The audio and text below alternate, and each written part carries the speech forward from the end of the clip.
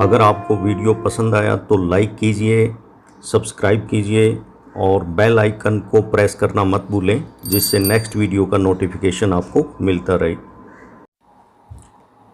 आज के वीडियो में हम पढ़ने जा रहे हैं नाज़ीवाद और हिटलर का उदय, Nazism and the rise of Hitler.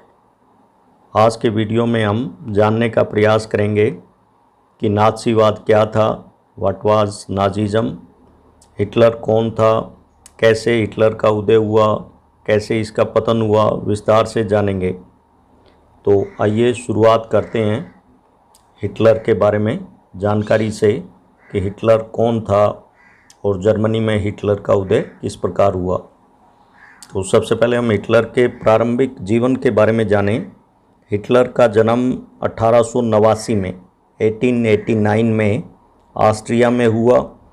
बचपन बेहद गरीबी में बीता। बाद में ये सेना में भर्ती हुआ, कारपोरल पद पर रहा। प्रथम विश्व युद्ध में भाग भी लिया। युद्ध में ये घायल हो गया, युद्ध से अलग कर दिया गया। युद्ध के बाद 1919 में हिटलर ने जर्मन वर्कर्स पार्टी ज्वाइन कर ली, उसका मेंबर बन गया और धीरे धीरे इस पार्टी के ऊपर पूरा नियंत्रण स्थापित कर लिया। बाद में इसका नाम चेंज करके, जर्मन वर्कर्स पार्टी का नाम चेंज करके नेशनल सोशलिस्ट पार्टी कर दिया गया। इसी को नाज़ी पार्टी के नाम से जाना जाता है। पार्टी की विचारधारा नाज़ीवाद कहलाती है। 1923 में सत्ता हथियाने के लिए एक बार हिटलर ने षड्यंत्र रचा। योजना फेल हो गई, गिरफ्तार कर लिया गया, जेल में डाल दिया गया, देशद्रोह का मुकदमा चलाया गया। जेल में हिटलर ने अपनी आत्मकथा लिखी जर्मन भाषा में, मीन कैम्प माई स्ट्रगल, मेरा संघर्ष के नाम से। बाद में यही बुक नाज़ीवाद की मूल विचारधारा बन गई। नाज़ी दल के सदस्यों के लिए मीन कैम्प बाइबिल या गीता के समान महत्वपूर्ण धर्म ग्रंथ बन गई। जेल से कुछ समय बाद हिटलर को रिहा कर दिया गया। हिटलर की पार्टी, नाज़ी पार्टी, चुनाव में भाग लेती, लेकिन कोई ज़्यादा वोट नहीं मिल रहे थे।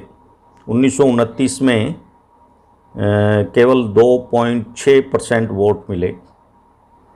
तो हिटलर के उदय में जर्मनी के राजनीतिक अस्थिरता के माहौल और बिगड़ते आर्थिक हालात ने बड़ा योगदान दिया।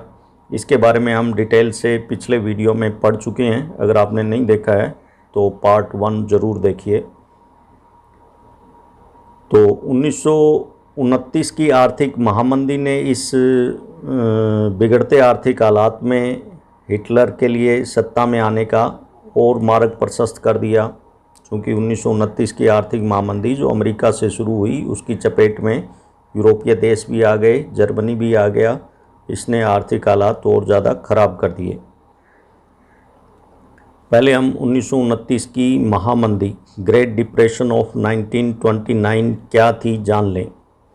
1929 में अमेरिका में आर्थिक हालात इतने बिगड़े कि share market, wall street exchange, ये अमेरिका का शेयर मार्केट है, जो धराशायी हो गया। 24 अक्टूबर 1929 के एक ही दिन में 1.3 करोड़ शेयर बेचे गए। यानी जब बेचने वाले ज़्यादा हों, खरीदने वाले कम हों, तो शेयर मार्केट डाउन चला जाता है, और यही हुआ। और यहाँ से आर्थिक महामंदी की शुरुआत हो गई। अगले 3 सालों तक यह गिरावट जारी रही। फैक्ट्रियाँ बंद हो गई, निर्यात गिरता चला गया, किसानों की हालात ख़राब हो गई, बेरोज़गारी बढ़ने लगी। अमेरिका से शुरू हुई यह आर्थिक महामंदी पूरी दुनिया में फैल गई। प्रथम विश्व युद्ध के बाद अमेरिका ने यूरोपीय देशों को अपनी अर्थव्यवस्था पटरी पर लाने के लिए लोन उपलब्ध कराया था, लेकिन अमेरिका महामंदी की गिरफ्त में आया तो उसने लोन देना बंद कर दिया, जिससे यूरोपीय देश भी मंदी की चपेट में आते चले गए। इस प्रकार स्पष्ट है, जर्मनी में राजनीतिक आर्थिक हालात पहले से ही खराब चल रहे थे और इस महामंदी ने आग में घी का काम किया, आर्थिक हालात को और बिगाड़ दिया।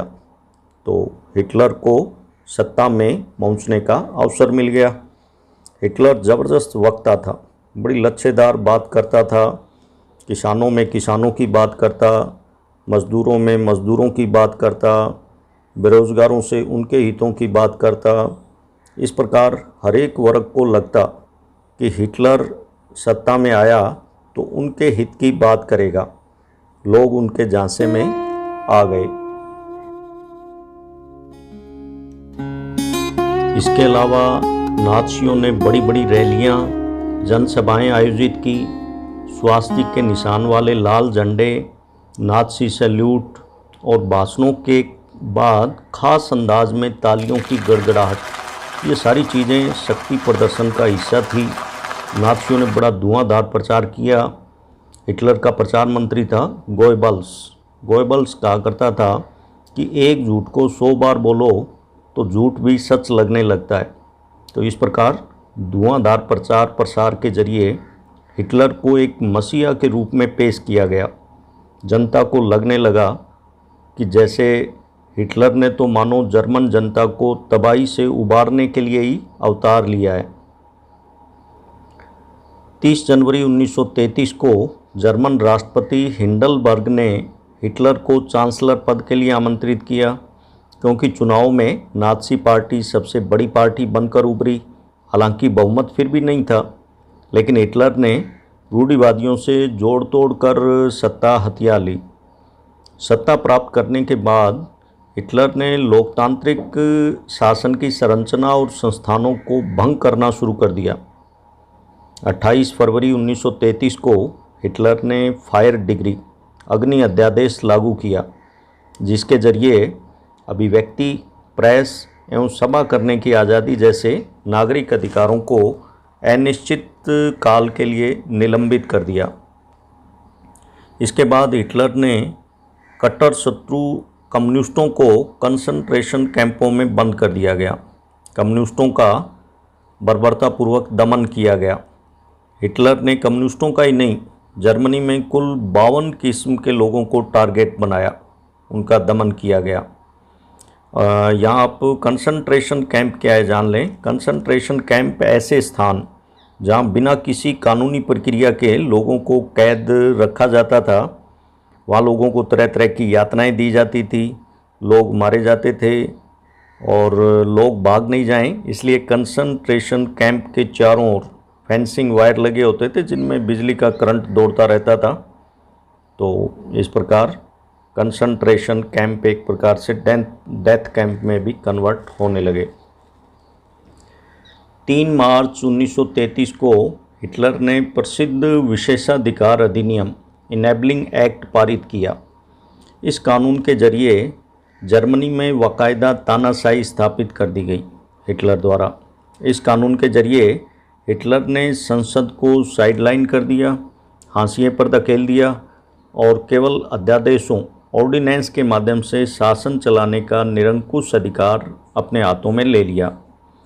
यहाँ अध्यादेश, ऑर्डिनेंस क्या है जान लें। सरकार जब अधिनियम बिना संसद के पास किए सीधे राष्ट्रपति से हस्ताक्षर कर लागू कर दे तो उसे अध्यादेश कहते हैं। यानी जब संसद का सत्र नहीं चल रहा हो तब ऐसा किया जा सकता है। ये कानून संसद सत्र आयोजित नहीं होने तक लागू रहते हैं। इस प्रकार हिटलर ने राइक्सटैग को साइडलाइन करते हुए कानून बनाने का शॉर्टकट रास्ता निकाल लिया। अब वह अपनी मर्जी से इन अध्यादेशों के माध्यम से कोई भी कानून बना सकता था। तो एक प्रकार से पूरी डिक्टेटरशिप उसने इस्टेब्लिश कर दी इस इनेबलिंग एक्ट के माध्यम से। हिटलर ने नाज़ी पार्टी और उससे जुड़े संगठनों के अलावा सभी राजनीतिक पार्टियों और ट्रेड यूनियनों पर पाबंदी लगा दी, बैन कर दिया गया। अर्थव्यवस्था, मीडिया, सेना और न्यायपालिका, इन पर राज्य का पूरा नियंत्रण स्थापित कर दिया गया। लोगों पर नियंत्रण रखने के लिए हिटलर ने नाज़ी पार्टी में अर्धसैनिक संगठनों यानी इनको सेमी आर्म ऑर्गेनाइजेशन में तब्दील कर दिया या बना दिए गए कुछ, जैसे गेस्तापो गुप्तचर राज्य पुलिस थी, एसएस अपराध नियंत्रण पुलिस यानी शूज स्टेलनैन, एसडी सुरक्षा सेवा, तो इन संगठनों को बेहिसाब असंवैधानिक अधिकार दे रखे थे और इन्हीं की वजह से नाज़ी पार्टी ने अपने नाज़ी एजेंडे को लागू किया, तानाशाही स्थापित की जर्मनी में। तो इस प्रकार स्पष्ट है, एक बार हिटलर सत्ता में आ गया तो उसने राइक्सटैग को हाशिए पर धकेल दिया, सारे अधिकार अपने हाथ में ले लिए और डिक्टेटरशिप स्थापित कर दी गई। एक देश एक नायक। हालांकि हिटलर ने तानाशाही के बावजूद देश की अर्थव्यवस्था सुधारने का प्रयास किया और विदेश नीति में परिवर्तन किए, जिससे जर्मनी का खोया गौरव पुनः प्राप्त किया जा सके। वर्साई की संधि की अपमानजनक स्थिति से जर्मनी को मुक्ति दिलाने का काम किया।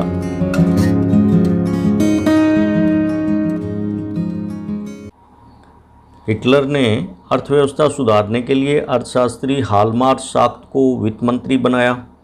हालमार्क शाख्त ने बेरोजगारी दूर करने के लिए रोजगार संवर्धन कार्यक्रम शुरू किया, जिसके तहत 100% प्रोडक्शन एंड 100% एम्प्लॉयमेंट का लक्ष्य रखा गया।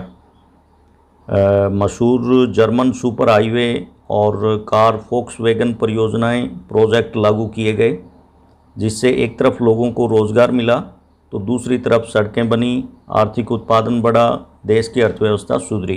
तो इस प्रकार अर्थव्यवस्था सुधारने के काफ़ी काम किए गए, नई परियोजनाएं जिनसे लोगों को रोज़गार मिला। दूसरी तरफ हिटलर ने विदेश नीति में भी सफलतापूर्वक परिवर्तन किए। उसकी विदेश नीति की बात करें तो हिटलर की विदेश नीति के 3 मुख्य उद्देश्य थे। एक तो कि वर्साई की संधि को भंग करना, जो जर्मनी के लिए अपमानजनक थी। दूसरा, सारी जर्मन जातियों को एक सूत्र में संगठित करना। और तीसरा था जर्मनी के साम्राज्य का विस्तार करना। तो इन उद्देश्यों की पूर्ति के लिए हिटलर ने एक के बाद एक आक्रमण किए। सत्ता में आते ही सबसे पहले हिटलर ने 1933 में लीग ऑफ नेशंस की सदस्यता छोड़ दी, क्योंकि इसका सदस्य रहते हुए युद्ध नहीं कर सकता था। प्रथम विश्व युद्ध जैसे बड़े युद्धों के खतरे को रोकने के लिए ही लीग ऑफ नेशंस बनाया गया था। तो इसका मेंबर रहते हुए कोई भी देश युद्ध नहीं कर सकता था। तो सबसे पहला काम उसने यही किया, इसकी मेंबरशिप छोड़ दी। फिर 1936 में हिटलर ने राइनलैंड पर कब्जा कर लिया, क्योंकि वहाँ जर्मन लोग रहते थे। फिर उसने 1938 में ऑस्ट्रिया को जर्मनी में मिला लिया। हिटलर का एक ही नारा था कि एक जन, एक साम्राज्य, एक नेता, 1 पीपल, 1 एम्पायर, 1 लीडर। फिर अक्टूबर 1938 में चेकोस्लोवाकिया के जर्मन बोलने वाले प्रांत सुडेटनलैंड पर कब्जा किया गया और फिर 1939 में पूरा चेकोस्लोवाकिया पर ही कब्जा कर लिया गया। इस प्रकार हिटलर ने आक्रामक विदेश नीति अपनाई। हिटलर का कहना था कि जर्मन जाति के लोग जहाँ भी रह रहे हैं उनको एक साम्राज्य के अंतर्गत लाना है, एक प्रजाति, एक साम्राज्य, एक नेता। और फिर 1 सितंबर 1939 को हिटलर ने पोलैंड पर आक्रमण कर दिया और इसके साथ ही सेकेंड वर्ल्ड वार शुरू हो गया। इस प्रकार हिटलर की आक्रामक विदेश नीति के चलते दुनिया को सेकेंड वर्ल्ड वार झेलना पड़ा। द्वितीय विश्व युद्ध के दौरान भी विभिन्न देशों ने 2 गुटों में बांटकर युद्ध किया। एक तरफ मित्र देश अलाइज थे, जिसमें इंग्लैंड, फ्रांस, रूस, अमेरिका आदि देश शामिल थे। तो दूसरी तरफ तानाशाही शक्तियाँ जर्मनी, इटली और जापान थे। इन्होंने रोम, बर्लिन, टोक्यो दूरी के नाम से समझौता कर द्वितीय विश्व युद्ध में भागीदारी की थी। तो ये दूरी राष्ट्र वर्सेस अलाइज। शुरू में दूरी राष्ट्रों एक्सिस पावर को सफलता मिली, लेकिन मित्र देशों के पक्ष में अमेरिका के भाग लेने से पासा पलट गया और अंततः मित्र राष्ट्रों की जीत हुई। दूरी राष्ट्र पराजित हुए। 1939 में शुरू हुआ सेकेंड वर्ल्ड वार 1945 में जाकर समाप्त हुआ। हिटलर ने सुसाइड कर लिया, इस डर के चलते कि पकड़े जाने पर अंतर्राष्ट्रीय न्यायालय में मानवता के खिलाफ कार्य करने का दोषी ठहराया जाएगा और मृत्युदंड दिया जाएगा। इसलिए पहले ही उसने आत्महत्या कर ली। सेकेंड वर्ल्ड वार में अमेरिका ने अगस्त 1945 में जापान के हिरोशिमा और नागासाकी जैसे औद्योगिक नगरों पर 2 परमाणु बम डाले। दुनिया में पहली बार परमाणु बम से हमला किया गया। दोनों शहर बर्बाद हो गए। यह युद्ध अब तक का सबसे विनाशकारी युद्ध साबित हुआ। युद्ध में कुल मिलाकर 2 करोड़ 20 लाख व्यक्ति मारे गए तथा 3 करोड़ 30 लाख व्यक्ति घायल हुए। आर्थिक नुकसान का तो अनुमान लगाना ही मुश्किल था। यह अब तक का सबसे ज़्यादा जनधन की हानि वाला युद्ध था। अब हम हिटलर के सत्ता में आने से लेकर द्वितीय विश्व युद्ध करने और हिटलर की आत्महत्या करने तक के सफ़र पर नज़र डालें कि सत्ता में आने के बाद हिटलर ने नाज़ी विचारधारा किस प्रकार लागू की। जर्मनी में नाज़ी विचारधारा के खास पहलुओं को जान लेते हैं। हिटलर जातीय सर्वश्रेष्ठता के सिद्धांत में विश्वास करता था। Hitler believe in racial superiority, racial hierarchy. Hitler का मानना था कि जर्मन लोग दुनिया में सर्वश्रेष्ठ हैं। ब्लॉन्ड पीपल, नीली आंखों वाले, नॉर्डिक जर्मन आर्य सबसे बेहतर प्रजाति है और यहूदियों को वो सबसे नीचा मानता था, घृणा करता था और बाकी तमाम जातियां जर्मन और यहूदियों के बीच में स्टैंड करती थी। हिटलर की यह नाज़ी सोच चार्ल्स डार्विन और हर्बर्ट स्पेंसर जैसे वैज्ञानिकों के सिद्धांतों पर आधारित थी। चार्ल्स डार्विन ने विकास और प्राकृतिक चयन की अवधारणा, concept of evolution and natural selection, इसमें पेड़ पौधों और पशुओं की उत्पत्ति की व्याख्या चार्ल्स डार्विन ने की है इस सिद्धांत में। बाद में हर्बर्ट स्पेंसर ने अतिजीविता का सिद्धांत, सर्वाइवल ऑफ द फिटेस्ट का सिद्धांत दिया। इसके अनुसार प्रकृति में संघर्ष चलता रहता है और इस संघर्ष में वही सर्वाइव कर पाता है जो फिटेस्ट है, स्ट्रोंगेस्ट है, जो सबसे योग्य है, वही जिंदा बचेगा। यह प्रकृति के संदर्भ में दिया गया विचार था, जिसका सीधा सा मतलब था कि जो प्रजातियां बदलती हुई वातावरणीय परिस्थितियों के अनुसार खुद को ढाल सकती हैं, वही पृथ्वी पर जिंदा रहती हैं। यह विचार मानव जाति के लिए नहीं था, लेकिन हिटलर और नाज़ी विचारधारा ने इस सिद्धांत को अपनी नस्लीय सोच के साथ जोड़कर प्रस्तुत किया। उन्होंने कहा कि जो नस्ल सबसे ताकतवर है वह जिंदा रहेगी, कमज़ोर नस्लें खत्म हो जाएंगी। आर्य नस्ल सर्वश्रेष्ठ है, जिसे दुनिया में वर्चस्व कायम करना चाहिए।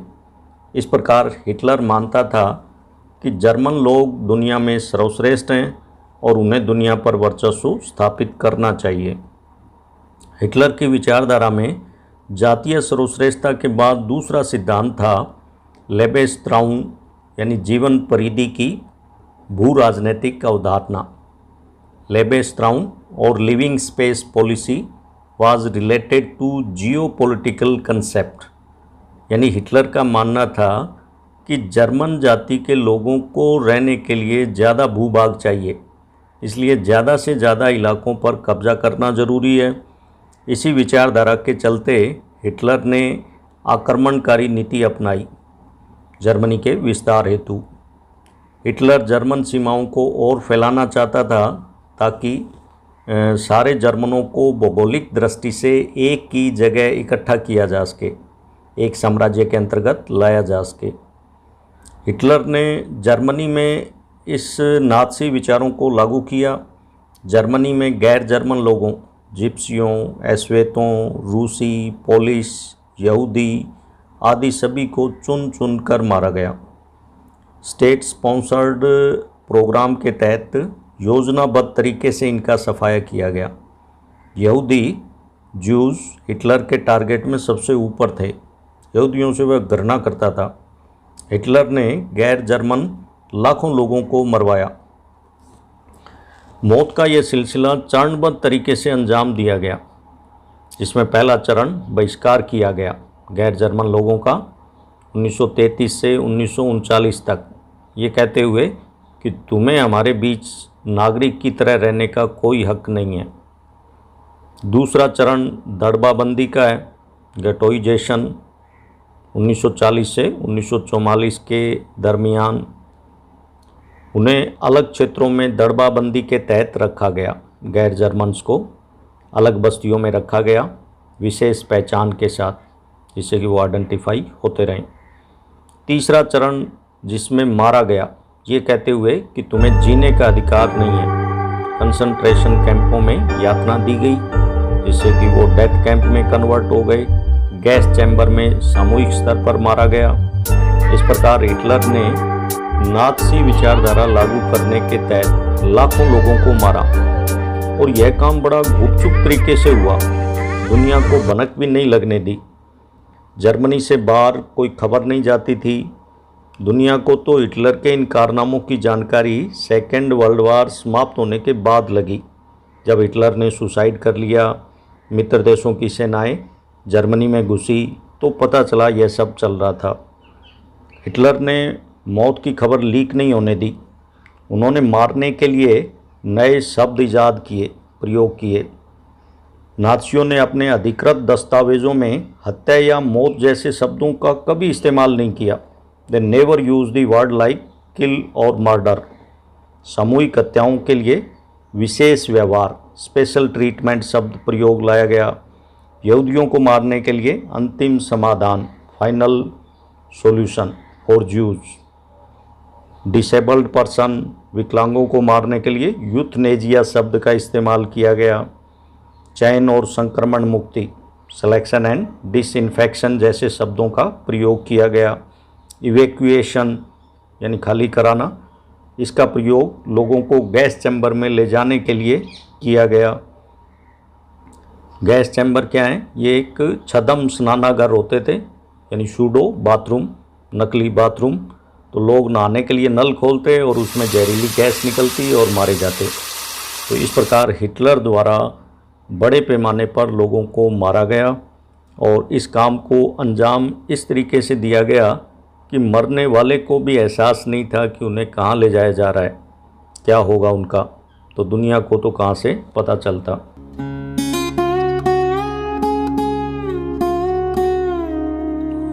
हिटलर का मानना था कि एक शक्तिशाली नाज़ी समाज की स्थापना के लिए बच्चों को नाज़ी विचारधारा की गुट्टी पिलाना बहुत ज़रूरी है, क्योंकि नागरिकों पर नियंत्रण करना है तो बचपन से ये काम शुरू कर देना चाहिए। यह विचारधारात्मक प्रशिक्षण की एक लंबी प्रक्रिया थी, जिसके तहत स्कूली पाठ्य पुस्तकों को नए सिरे से लिखा गया। नस्ल के बारे में प्रसारित नाज़ी विचारों को सही ठहराने के लिए नस्ल विज्ञान, रेशियल साइंस के नाम से एक नया विषय पाठ्यक्रम में जोड़ दिया गया। बच्चों को सिखाया गया कि वे वफादार व आज्ञाकारी बने, लॉयल एंड सबमिसिव। यहूदियों से नफ़रत और हिटलर की पूजा करें, hate Jews and worship Hitler. बच्चों में नाज़ी विचारधारा के विकास के लिए कुछ खास संगठन भी बनाए गए, जैसे युंग फोक। 10 साल की उम्र में बच्चों को एडमिशन दिया जाता था इस संगठन में। इसके अलावा हिटलर यूथ, 14 साल की उम्र में सभी लड़कों को नाज़ियों के युवा संगठन हिटलर यूथ की सदस्यता लेनी पड़ती थी। इसमें युद्ध की उपासना, आक्रामकता, हिंसा, लोकतंत्र की निंदा और यहूदियों, कम्युनिस्टों, जिप्सियों और अन्य अनवांटेड एलिमेंट से घृणा का पाठ पढ़ाया जाता था। लेबर सर्विस, श्रम सेवा, 20 साल की उम्र में शामिल होते। इसके बाद उन्हें सेना में काम करना पड़ता था और किसी नाज़ी संगठन की सदस्यता लेनी पड़ती थी।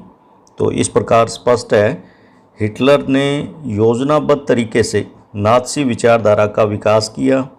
बचपन से ही एक बालक को नाज़ी विचार पढ़ाए जाएं और विभिन्न संगठनों के माध्यम से होते हुए वयस्क नागरिक बनने तक वह बालक पूर्ण नाज़ी विचारों से ओतप्रोत हो जाता और हिटलर के लिए काम करने लगता। इस प्रकार हिटलर ने पूरे समाज पर नियंत्रण स्थापित कर लिया। बच्चे देश के भावी नागरिक होते हैं, उनको नाज़ी पाठ पढ़ाकर आने वाली पीढ़ी पर अपना वैचारिक नियंत्रण स्थापित कर लिया गया। मातृत्व के प्रति नाज़ी सोच देखें। ये विभिन्न संगठन तो लड़कों के लिए बनाए गए थे, युंग फोक, हिटलर यूथ, लेबर सर्विस। इसके अलावा लड़कियों को यह कहा जाता था कि उनका फ़र्ज़ है एक अच्छी माँ बनना, शुद्ध आर्य नस्ल वाले बच्चों को जन्म देना और उनका पालन पोषण करना।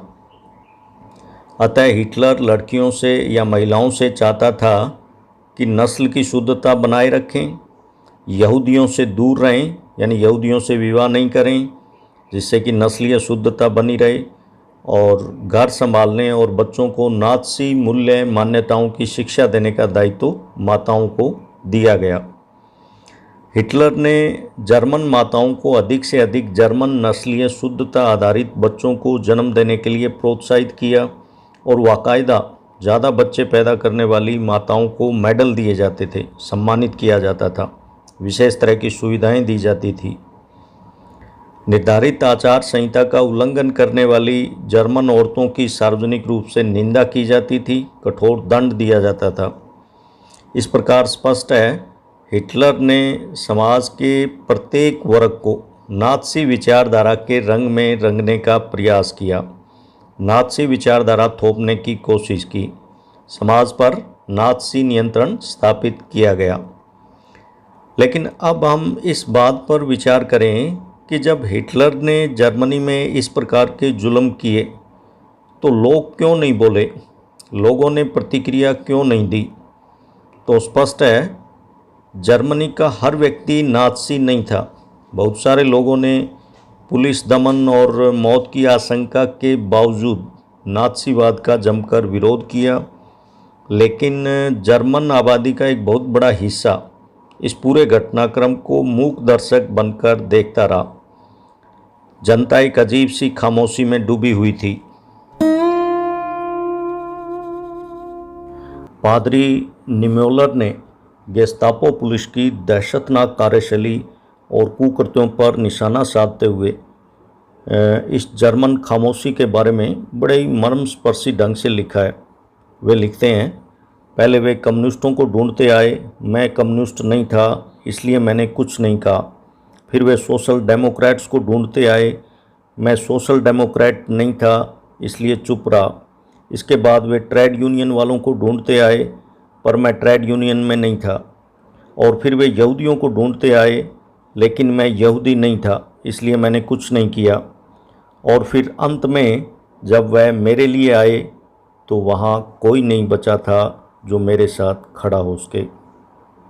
तो इस प्रकार स्पष्ट है पादरी निम्योलर ने बड़े सटीक शब्दों में इस बात को बताया है कि जर्मन लोग कैसे खामोश रहे और हिटलर ने एक एक करके सबको टारगेट बनाया और जनता मूक दर्शक बनी देखती रही। एक दिन उन सब का नंबर आता चला गया। जर्मन लोग कुछ कह नहीं पाए, लेकिन इसका मतलब ये नहीं है कि वो महसूस नहीं कर रहे थे। जिन पर अत्याचार किया गया वो काफ़ी इन चीज़ों को शिद्दत से महसूस कर रहे थे। और शार्लट बेराट ने अपनी डायरी में इन चीज़ों को लिखा, जिसे बाद में एक पुस्तक के रूप में प्रकाशित किया गया, थर्ड राइक ऑफ ड्रीम्स। इस किताब में बताया गया कि एक समय के बाद किस तरह खुद यहूदी भी अपने बारे में नाज़ियों द्वारा फैलाई जा रही रूढ़ छवियों पर यकीन करने लगे। यानी जो हथकंडा प्रचार का हिटलर ने अपनाया, इतना दुष्प्रचार किया कि खुद यहूदी लोगों को भी महसूस होने लगा कि क्या वो ऐसे ही हैं जैसे उनकी नाक आगे से मुड़ी हुई है, बाल व आँखें काली, यहूदियों जैसी शक्ल सूरत चाल डाल। जैसा हिटलर ने दिखाने का प्रयास किया, सेम यहूदी सोचने लगे कि क्या हम ऐसे ही हैं। हिटलर द्वारा जर्मनी में ढाए गए जुल्मों और गैर जर्मन लाखों लोगों को मरवाने या कत्लेआम को महाध्वंस होलोकास्ट की संज्ञा दी जाती है। यह संपूर्ण मानव जाति के खिलाफ बहुत बड़ा अपराध था, क्राइम था। इन नाज़ी तौर तरीकों की जानकारी नाज़ी शासनकाल के आखिरी सालों में छन छन कर जर्मनी से बाहर आने लगी, लेकिन वहाँ कितना भीषण रक्तपात और बर्बर दमन हुआ है इसका असली अंदाज़ा तो दुनिया को युद्ध खत्म होने के बाद, जर्मनी के हार जाने के बाद ही लग पाया। नाज़ी जर्मनी में क्या क्या हो रहा था इसकी गवाही देने के लिए बहुत से लोगों ने डायरियाँ लिखी, नोटबुक लिखी, दस्तावेज़ों के संग्रह बनाए। लेकिन जब यह दिखने लगा कि सेकेंड वर्ल्ड वार में नाज़ियों की पराजय होने जा रही है, तो नाज़ी नेतृत्व ने दफ्तरों में मौजूद तमाम सबूतों को नष्ट करने के लिए अपने कर्मचारियों को पेट्रोल बांटना शुरू किया, जिससे कि वो इन सब को जलाकर नष्ट कर सकें। लेकिन इसके बावजूद भी दुनिया के बहुत सारे हिस्सों में स्मृति लेखों, साहित्य, वृत्तचित्रों, शायरी, स्मारकों और संग्रहालयों में इस महाध्वंस का इतिहास और स्मृति आज भी जिंदा है। ये सारी चीज़ें उन लोगों के लिए एक श्रद्धांजलि है जिन्होंने उन कठोर दिनों में प्रतिरोध का साहस दिखाया। यह उन लोगों के लिए बड़ी शर्मनाक यादगार है जिन्होंने ये जुल्म ढाए, और यह उन लोगों के लिए एक चेतावनी है जो खामोशी से यह सब कुछ देखते रहे। इसके साथ ही नाज़ीवाद और हिटलर का उदय चैप्टर समाप्त होता है। उम्मीद है आपको समझ में आया होगा। फिर भी अगर कोई डाउट है तो कमेंट करके लिख सकते हैं। Thank you.